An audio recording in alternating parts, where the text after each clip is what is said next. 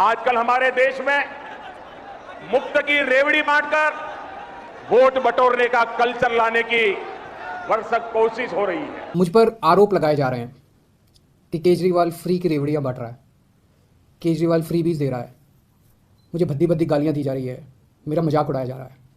योगी जी है यूपी के, मैं उनका बहुत बड़ा फैन हूँ। जैसे उसने वहाँ पे करप्शन लोगों के खिलाफ, गुंडे लोगों के खिलाफ वहाँ पे बिल्डोजर चलाया, उसको 1 साल यहाँ की भागदौड़ संभालनी। मैंने आपको क्या बोला था, फ्री ये क्यों आए? ये सिर्फ फ्री के लिए आए क्योंकि केजरीवाल फ्री, बस। तो यही जवाब है ना, जनता क्यों से रखना चाहती है। जिस दिन मोदी जी की छवि धूमिल हो जाएगी उस दिन मैं इंडिया छोड़ दूंगा। प्यारे दोस्तों, स्वागत है आपका XYZ रिएक्शन चैनल पर।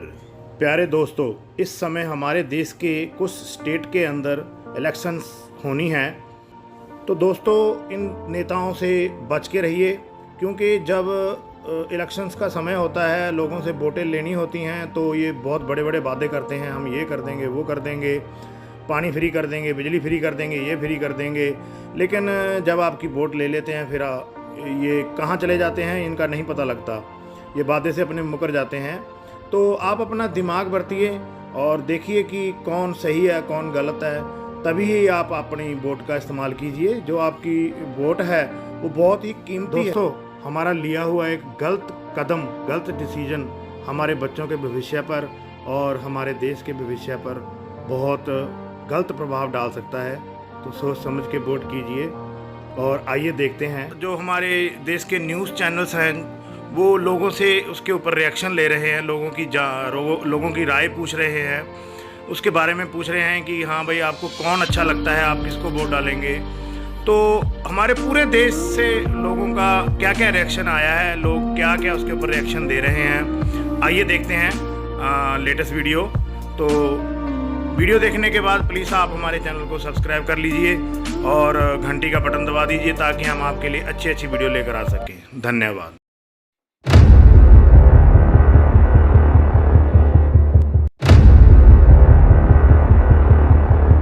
गुजरात के तो कह नहीं सकते कि, लेकिन PM नरेंद्र मोदी ही बनेंगे। नरेंद्र मोदी ही इंशाल्लाह। अच्छा काम कर रहे हैं और सब कुछ अच्छा ही हो रहा है। जो योगी जी है यूपी के, मैं उनका बहुत बड़ा फैन हूँ। जैसे उसने वहाँ पे करप्शन लोगों के खिलाफ, गुंडे लोगों के खिलाफ वहाँ पे बिल्डोजर चलाया, उसको 1 साल यहाँ की भागदौड़ संभालनी अगर देंगे तो शायद कश्मीर और भी बदल जाएगा, कन्फर्म बदल जाएगा। 6 महीने दीजिए योगी जी। जी, हम उनके लिए काफ़ी है 6 महीने।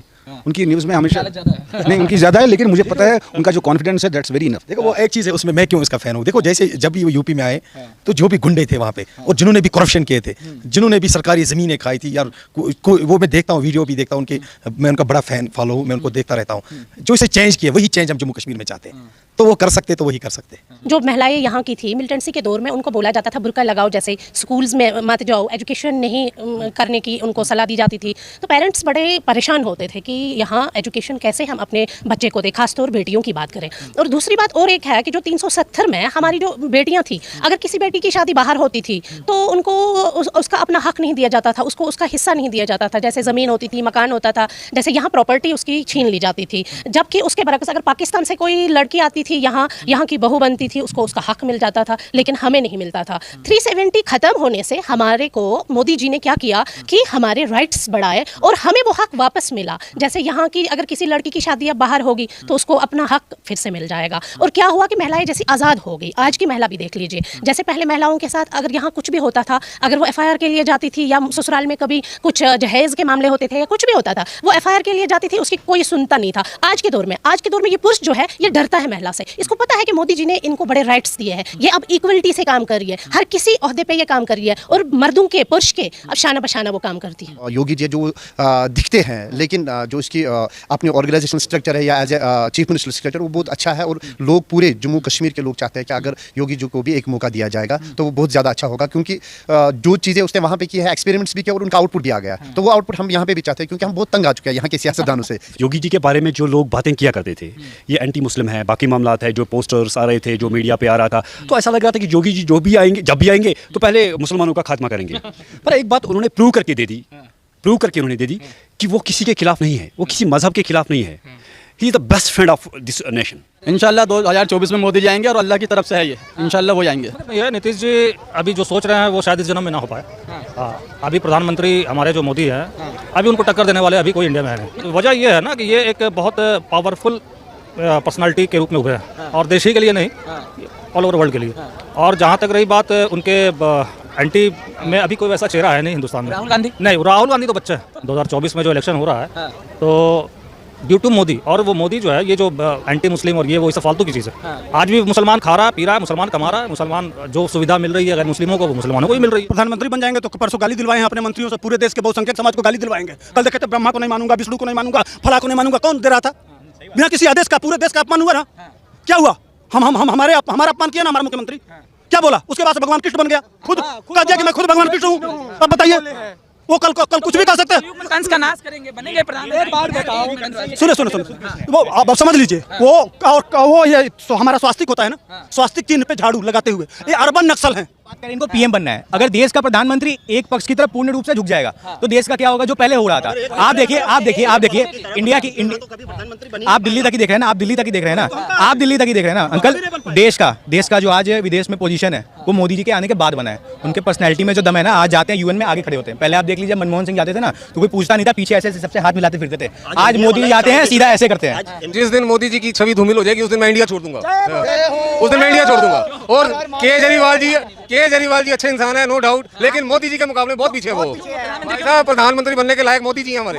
अगर पिछले 8 सालों में जो उन्होंने काम करके दिखाया है वो अगर केजरीवाल करेगा, नहीं कर सकता सर। दिल्ली को लंदन बनाने की, दिल्ली को दिल्ली बनाते तो बहुत है। जब ये कैरियर आया था, इसका शुरू हुआ था, तो इसने बोला था जी मैं अपनी एडवर्टाइजमेंट नहीं करूंगा, मैं गाड़ी में नहीं रहूंगा, मैं बंगला में नहीं रहूंगा। आज हर चीज हो रही है, एडवर्टाइजमेंट कितनी कर रही है, कहाँ से पैसा आ रहा है, खर्च कर रहे हैं ना। ये 100 चीज की एक चीज है कि जब से मोदी जी आए हैं हर चीज बिफोर हो रही है। कोई भी काम बन रहा है, कोई प्रोजेक्ट आ रहा है, सब हर चीज पहले बन रही है। जब कांग्रेस की सरकार थी तो कोई भी प्रोजेक्ट चालू होता था 5 करोड़ का 50 करोड़ पे पहुंच जाता था और कंप्लीट नहीं होता था। और जब से मोदी जी आए हैं हर प्रोजेक्ट बिफोर पूरा हो रहा है और टाइम पे पूरा हो रहा है और हर चीज में कोई करप्शन नहीं हो रही। हम व्यापारी लोग हैं, हम लोग बड़े फ्री हैं, ना ही तो हमें कोई इनकम टैक्स वाला तंग करता है, ना ही कोई हमें पंगा लेता है। पहले ये बहुत मीडियोकर थे, बहुत पंगे थे, अभी कोई पंगा नहीं है। आराम से टैक्स भरो, आराम से जीएसटी भरो, आराम से रोटी खाओ। शुरू में लोगों को तकलीफ होती है, हर चीज में तकलीफ होती है। घर में शादी भी होती है तो घरवाली आती तब भी तकलीफ होती है शुरू में, बुरा ना मानना। टाइम लगता है सर एडजस्ट करने में, हर चीज एडजस्ट करने में टाइम लगता है। आज हम बड़े रिलैक्स हैं, आराम से सब पक्का सिस्टम है, पक्का काम है, पक्के बिल करते हैं, हर चीज है। चोरी चकारी वाले काम खत्म हो गए। केजरीवाल जी की राजनीति सिर्फ है फ्री में बिजली दो, फ्री में पानी दो और उसके सहारे लोगों के वोट जीतो, लेकिन इससे देश नहीं चलता है। देश की अर्थव्यवस्था चलती है आपके और मेरे टैक्स से।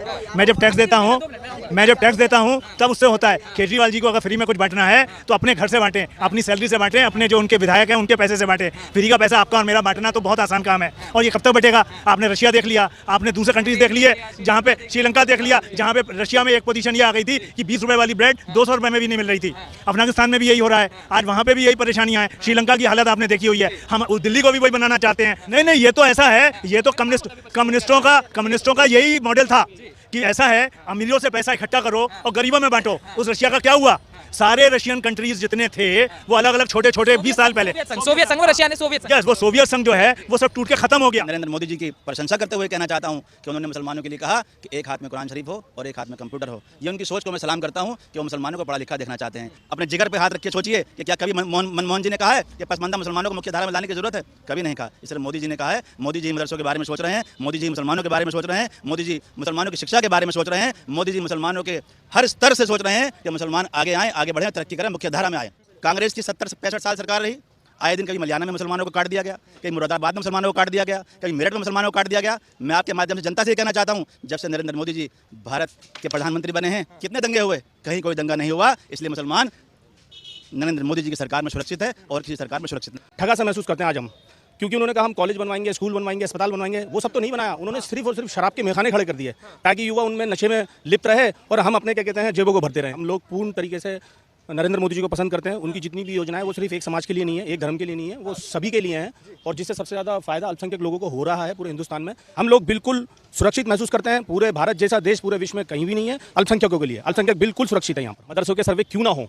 जब सरकार अपना सरकारी फंड दे रही है तो उसको पता रहना चाहिए ना कि भाई यहाँ पर कितने लोग हैं। ये मदरसों के सर्वे से इसलिए डर रहे हैं, कमेटियाँ इसलिए डर रही हैं कि उनकी जेबों में जो पैसा जाता था वो पैसा जाना बंद हो जाएगा। क्योंकि एक मदरसे में मान लीजिए 50 लोग स्टाफ के अंदर हैं और वो बोलते हैं कि जी 150 लोग यहाँ स्टाफ में हैं और हमें इतना क्या कहते हैं फंड चाहिए। तो आप सोचिए जब तक सर्वे नहीं होगा तो वो उनकी जेब में जाएगा, 150 लोगों का ले लेंगे और 50 लोग आपस में बांट लेंगे। अब गलत सोच रहे हैं वो। हम तो ये सोचते हैं दिल से, दिमाग से। हमारा परिवार सोच रहा है कि मोदी आए, दुनिया सोच रही है मोदी आए। जितना गरीब है संख्या का इंसान है वो यही सोच रहा है कि खाली मोदी आए, हमारी रोटी चले। राशन फ्री कर दिया, सब चीज़ बढ़ा दिए, हर चीज़ बढ़ाई है। कांग्रेस ने क्या किया था? और पार्टियों ने कुछ किया?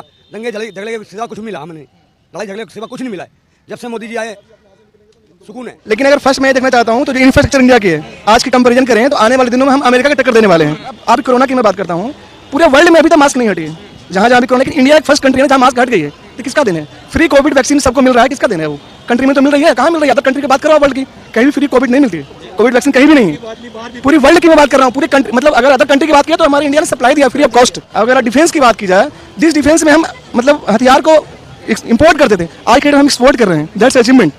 क्या राहुल गांधी मोदी जी के आगे क्या है? राहुल गांधी कुछ जीरो है। अरे क्या युवा है, क्या युवा है?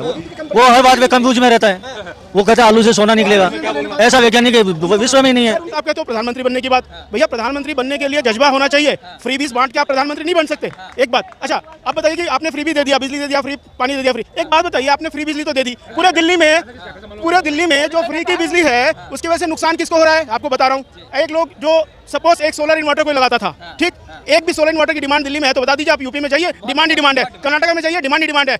ऑन ग्रिड सोलर की बात कर रहा हूँ। आप सरकार को बिजली दो और अपना भी यूज करो। तो एम्प्लॉयमेंट जनरेशन तो आपने खत्म कर दी। क्यों? क्योंकि फ्री का चस्का है, कोई भी आदमी क्यों पैसे खर्च करेगा? एक अब आप कहते हो फ्री में हम बिजली दे रहे हैं, सरकार का एनटीपीसी का बकाया आप आज गवर्नमेंट डिपार्टमेंट में कॉन्ट्रेक्चुअल बेसिस में आप दे दो, कोई भी सप्लाई कर दो, आपको पेमेंट नहीं मिलेगी टाइम से। क्यों? डेफिसिट। समझते हैं क्या होता है डेफिसिट बढ़ गया स्टेट गवर्नमेंट को लेकर। अच्छा मोदी जी ने क्या किया? वो गुजराती भाई हैं और गुजरातियों को मालूम है कि देश कैसे चलाना है। जानते हैं ना, रुपए एटीएम कार्ड आप यूज करते होंगे, वीजा और मास्टर कार्ड की बैंड बजा दी मोदी जी ने।